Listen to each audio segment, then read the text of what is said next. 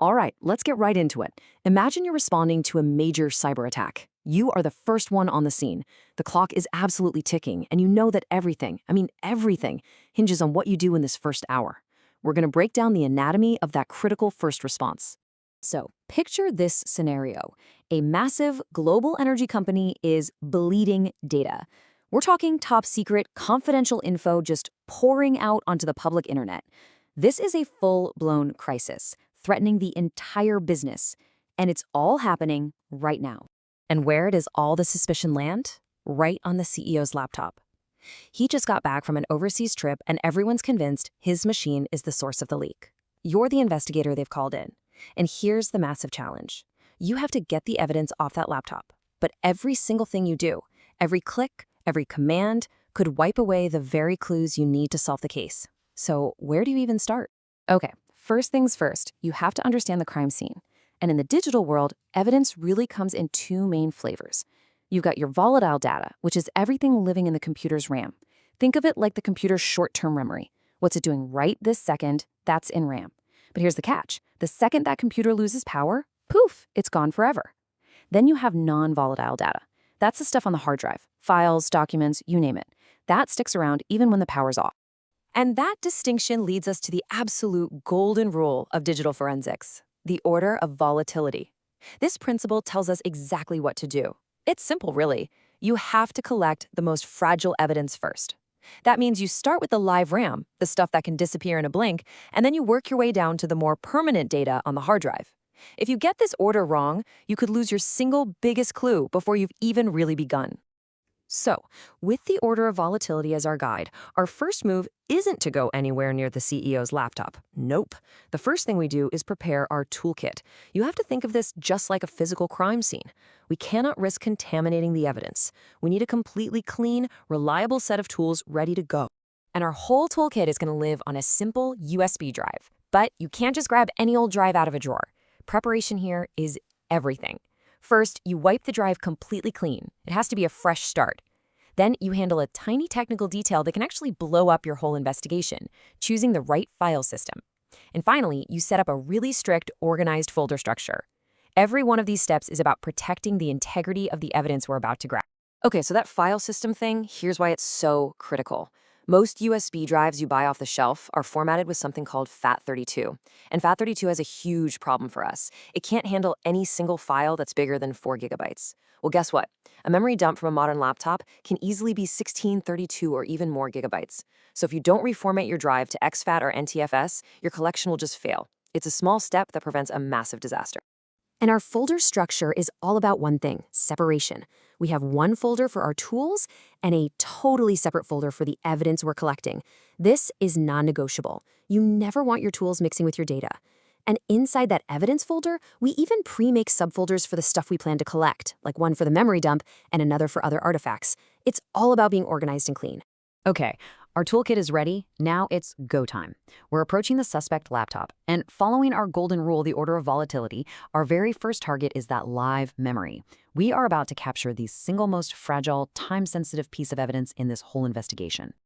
And this is why it's so incredibly powerful. A memory capture isn't just a file log. It's like taking a perfect digital photograph of everything happening on that computer at that exact instant. Any malware that's running, any secret network connections, any weird processes, they're all frozen in that snapshot, just waiting for us to find them. To pull this off, we use a specialized tool like Magnet RAM Capture. We run it right from our clean USB drive. The tool goes to work, carefully copying every last bit from the computer's live memory and saving it as one big file into our mem dump folder. It's a clean, safe, and forensically sound way to preserve that evidence before it vanishes. Phew. Okay. With the memory successfully captured, we can all breathe a little easier. The most fragile piece of evidence is now secure. So now we can move down our list, down the order of volatility, and start hunting for the next level of evidence, all the digital footprints and fingerprints left behind on that machine. We call these footprints forensic artifacts. And really, they're just the traces of activity that the computer and its programs leave behind. You know, things like browser history, a list of every program that was ever run, or a list of recently opened files. These artifacts are what tell the story of what was happening on this computer. And to hunt down these artifacts quickly and efficiently, we've got another amazing tool in our kit. Velociraptor. It's this incredibly powerful open source tool that lets us be really surgical. Instead of just grabbing tons of data randomly, we can tell it exactly what we're looking for. So what's great about this is the speed and precision.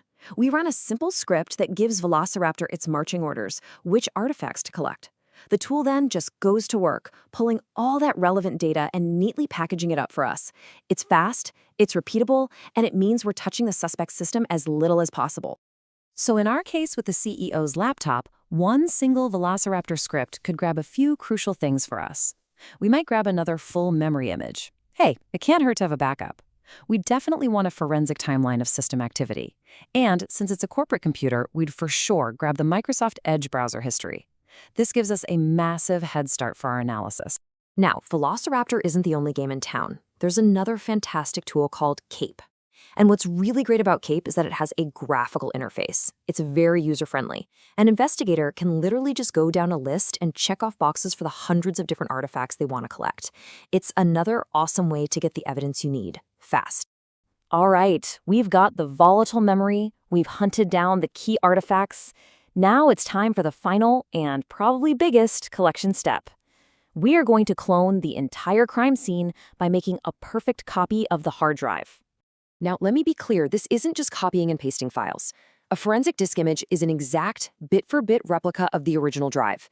And this is absolutely critical, because one of the cardinal rules of forensics is you never work on the original evidence. By making this perfect clone, we can give the CEO's laptop back and do all of our deep dive analysis on our copy, with zero risk of changing the original. For this part of the job, we use an industry-standard tool like FTK Imager. It creates what's called a verifiable forensic image, usually in a special format called an E01 file. This file doesn't just contain the data, it contains mathematical proof that our copy is an authentic and unaltered replica of the original drive. That's the kind of thing that holds up in court. And with that, the first response phase is done. The on-site collection is complete. The CEO's laptop is safe. And more importantly, every piece of potential evidence has been carefully and correctly preserved.